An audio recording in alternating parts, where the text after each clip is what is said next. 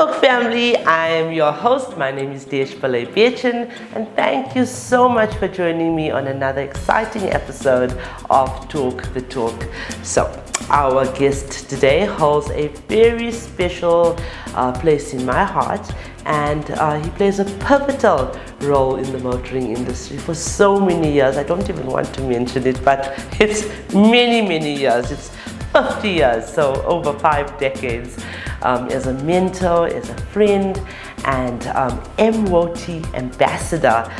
He exemplifies seasoned leadership, embracing change and fostering innovation, a go-to automotive specialist with expertise, experience, and initiative. So without further ado, let's get to know Mr. Jeff Osborne, the business development partner from TransUnion South Africa, and he was also the former CEO of the RMI as well as Gumtree Auto. Well, he was the head of auto at Gumtree. So as always, this interview is proudly brought to you by Sariti Solutions, MFC, and Evo by Nedbank.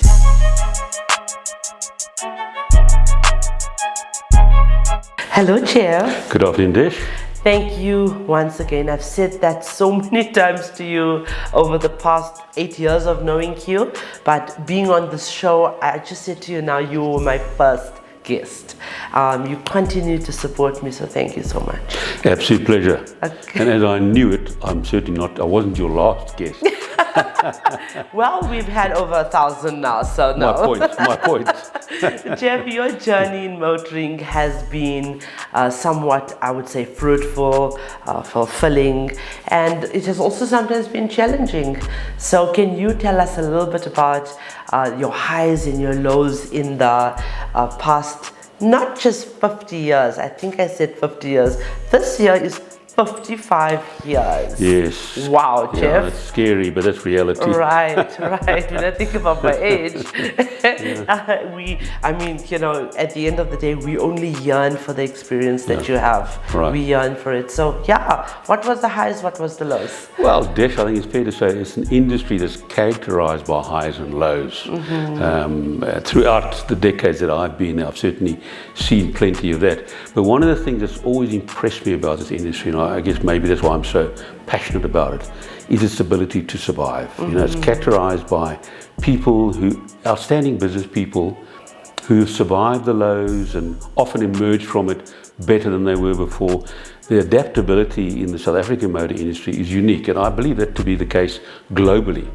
So the highs, well, more recently, I guess I'm going back 2005, we were approaching 1 million cars. That was the hype, that was the talk, that was the narrative. Right. And in fact, that year we sold 714,000 cars and buckets, was the highest ever. Wow. And it was on the horizon. Everybody was saying, and I won't name any names because it didn't happen. They said 1 million is coming. Well, it didn't happen. Yeah. So that was a high, a major high. But then followed by a major, almost unprecedented low, which was the crash, the global economic crash of 2007, 2008. Yeah.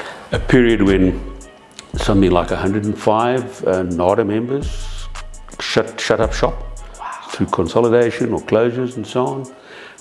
But again, the industry emerged and they've survived it. And we've been up and down a few times since then. We had COVID, another low. And at the moment, we are in a bit of a trough, almost an unprecedented one. But I'm the eternal optimist, and I believe with cause, because I still have a high level of confidence in this industry. Right. So, Jeff, you've been here numerous times, as I mentioned, and we talked about the motoring industry. We talked about so many different aspects about the trade. But there's a different reason that I brought you back, except that I love to spend time with you.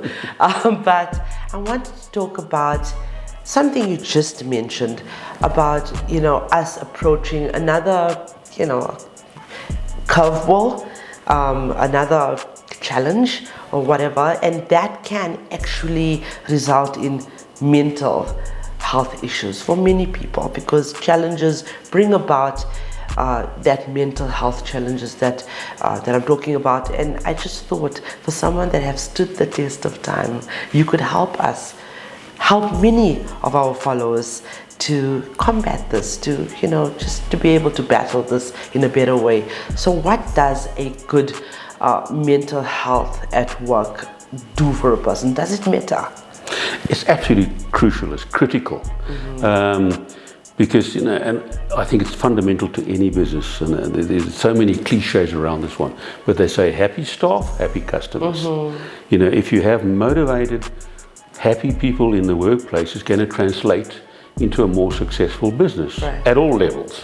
And the most important level, of course, is profitability. But retention of people, the quality of your products and services is all driven and underpinned by the culture and the esprit de corps, that spirit within the workplace of how the people feel about the workplace and how they feel about themselves. Right. And how can one support, staff experiencing mental health issues? Well, and that's a great question, and I think it's something that should be uppermost in the mind of every leader, and it's to do with leadership. And again, there's so many people much wiser than myself, like Ron Pretorius, who's written extensively about the principle of servant leadership, and that actually is what this is all about. It's the ability to lead in such a fashion, it doesn't mean being weak, but in such a fashion that it serves to inspire, to motivate, and to create a desire amongst the work staff to do better, not only in themselves but for the organization. So it's something that every leader needs to think about and be conscious of all the time, and his leadership style impacts directly on that. Because a bad leader will transcend down through the structures. So how can we support ourselves or others if we notice the warning signs of mental health problems? If it's on an individual basis, and I think it's critical that one is sensitive enough, and I guess it's all to do with EQ as well, understanding people, and it's engaging with people. A leader has to be a good listener and a good talker. But listening is important, and one has to watch out for the signs. And if they become apparent, then they are certainly, that's a warning, as you say. Those are red flags that should never be ignored. So proactive intervention is critical, and it's important for a leader to, where they suspect that there's some level of unhappiness or just anxiety. And I think it can be anticipated if there's, and what causes this level of low mental health. It's generally stress related. Uncertainty creates stress. So when you're going through tough times, and to your point, we're in an industry that has its troughs and highs and lows, and we're going through one again now. So there's pressure. Everyone's under pressure to meet their targets and so on. And it starts right with the shareholders, and it transcends down through the structure. It's how that's handled is important. But one can expect to find people in the workplace who are not handling it as well as others, and they become victims of some level of stress and mental well-being. Absolutely. And how can we promote well-being and tackle the causes of mental health problems, and especially in the workplace? How can we do that? Okay. Again, one needs to nurture a culture, an atmosphere of frank and open consultation and speech. You should never have people managed or a team managed by fear. They should know that they are free to speak their minds about anything at any time and to whom they please without any fear of victimization. So if you create that open culture, you're more likely to have people come in to talk to you, and early on to intervene and to try and assist where you can through picking up these things. So Jeff, I mean, they say you only feel or look as good as you feel. What's that saying? Oh, something like you're only as old as the woman you feel like. Oh, okay. But you look so good, and it's probably because you feel good. Are you still riding your motorbikes or motorcycles? Are you still doing the horses and all of that? Absolutely, but I think it's all things in moderation, and I think it's important as one ages to continue doing what you've always been doing as far as you possibly can. Right. And if you're blessed with good health, then you can certainly do that. Yeah. But of course, your health is also determined by your lifestyle. Absolutely, and that was what my question was about. How does your physical well-being affect your mental health? It's absolutely critical. If healthy body, healthy mind. Right. So it's important to have, and you don't have to be fanatical. I don't go to gym, but I do horse ride. I do swim quite a lot. I walk a lot. Well, that was my next question. Actually, it was, give me your 5 top tips for staying fit and healthy. I watch you on social media, and I wish I could do half the things you did. Okay, so I've covered a few on the physical health side, and that's obviously to do with reasonable, moderate exercise on a regular basis, allied to a moderate, sensible, healthy diet as well. Right. That's also critically important. Right. But on the mental side, I think it's important, and I guess that's why I'm reluctant and I'm not ready to retire. I said to someone the other day, I'm actually too old to retire. But one needs to remain mentally stimulated and mentally active, and that can be done in a variety of ways.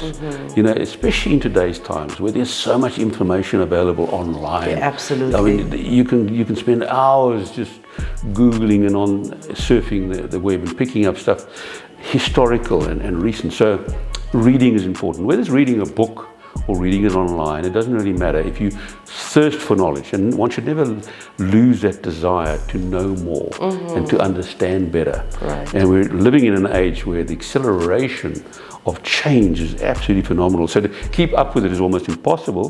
But the good news is you don't have to remember it all to the extent we had to do in the old days. Right. Even our school exams are different. You know, we couldn't even take a calculator into an exam. You could take a slide rule and a logbook. Now you can do it online. You can, if so long as you can find the answer, you know which answer you're looking for. That's now permissible. Right. And I think the same applies to life. It's exciting times that we're in. Life is not getting any borer for the populace, that's for sure. So individuals want to avoid getting into that mindset of boredom and losing stimulation. And you must always have a reason to get up out of bed in the morning, hit the road running, be excited, make your bed, do all the things that should be done. Don't start slipping into that mindset of complacency and indifference. And that's something I think is absolutely critical. Absolutely. Now, Jeff, the next question I had for you was, how do you motivate yourself, to stay active and to stay fit and to have a healthy mindset? But I would like for you to maybe, angle that answer towards the dealer principals, the CEOs, the MDs of our industry that actually follow us. Thank you very much. But, just advising them on how to stay on top of the game. You've been in a CEO's position, and you've been in leadership positions. And we all don't know everything, and we all can learn from maybe the habits that were practiced earlier on in the day. You tell us, how can we do that? To some extent, one should never ignore the lessons learned from the past, and they are important, of course. But I think for any person in business today, particularly in this motor industry and DPs, with all these challenges and changes, for me, what makes it so exciting is the fact that the changes that are coming down endlessly, and there's so many of them, it's been driven by the consumer. That is the point. So if you want to remain relevant in this industry and you want to remain in business, you need to remain attuned to the consumer, what the consumer is doing, how the consumer is changing. And that is the exciting part. So as I said earlier on, there's no reason or cause for boredom. One needs to just be close to what is happening. And if you think about some of the changes that are coming, and they're there already, and they're coming down at an incredible rate. Electric vehicles, hybrid vehicles, plug-in hybrids, greener vehicles, a move away from ownership. Not everyone wants to own a car anymore. Autonomous cars. How do people buy cars? They do so much of it online. By the time they come into their dealership, a lot of them are coming there, 95% of the process has taken place. They're basically coming to pick up the vehicle. They haven't even test driven it. it's all changing. So my advice would be, and I do envy these DPs and the people at that level in the business where they have a direct interaction with the consumer. That's the exciting part. Just understand your ever-evolving customer and adapt to them. Yeah, I think that's so important. And like I said to all of I think I have over 2,300 dealerships now in my network. Again, thank you. Out of my 77,000 followers just on Facebook, even though we're a woman in motoring platform or empowerment platform, we have so many influential and wonderful men of this industry that supports us. So that was for you. That was for them. So Jeff, I mean, thank you again for, spending this time. I know you're a busy man. You're still a very, very busy man. But you've always been there to promote us, to endorse us. And that's why I gave you that prestigious position of ambassador. How do you feel about the growth and of the Motoring Woman of the Year Awards, which is taking place next year, and it's the 5th anniversary? For me, it's absolutely wonderful. It's a success story of note. But I had little doubt that you would drive it in the right direction and to the level that you unquestionably have. Why did I get involved? Well, first of all, I was humbled and honored to have been invited by you, and not too sure, I don't recall exactly how it is that you found out about me, but you did phone me. You said you wanted to have a cup of coffee. We had that cup of coffee, and I was sold on the first sip, as it were, because, and I think for the obvious reason that what you're doing is highly worthy. It's a cause that is unquestionable, and it's allied to something that I've always been pretty passionate about in any event, and that is transformation at all levels. Absolutely. So this is another component of transformation, and the motor industry certainly has needed transforming over the years. Come a long way certainly since you started what you're doing, but you've taken this to a whole new level, and today one only has to look around to see how many lady leaders there are in this industry, and it's growing all the time. So well done, you were the visionary, you had the passion to drive it, and your role at the moment in rewarding and recognizing these ladies for their highly valuable contribution is fantastic. Absolutely. We've got a lot more work to do, Jeff, and I hope that earlier on I said to you, Jeff, I'm tired. I really want to relocate and go and stay on the beach in Mauritius. But to be honest with you, this transformation is just beginning. We're in the beginning stages. I think I still have a lot more that I need to do, and it's with your support that we can, people like you that support us, that we can continue on this upward trajectory, and just make this transformation happen. So yeah, I think when you're tired, you need to rest, not give up. So I won't give up, Jeff. Jeff, thank you very much once again. Really, always, it's a pleasure having you here. And yeah, I can't wait to see what's next for all of us in the industry. Thank you. Absolutely. Thank you so much, Desh. Always a pleasure to be honored to be part of this commendable cause. Thank you so much. Thank you very much. So ladies, to end off this very special interview, I just want to leave you with this quote by Albert Einstein, and it says, in the middle of every difficulty lies opportunity. So ladies, in every journey there's going to be challenges, and these challenges will arise, but your determination should prevail. Obstacles are chances to grow. You are stronger than you think. So stay goal focused and driven by passion. Believe in yourself and keep on keeping on. You've got this. And with that being said, I know Jeff is waiting for me to say this. Remember that the question isn't who's going to let me. It should always be who's going to stop me.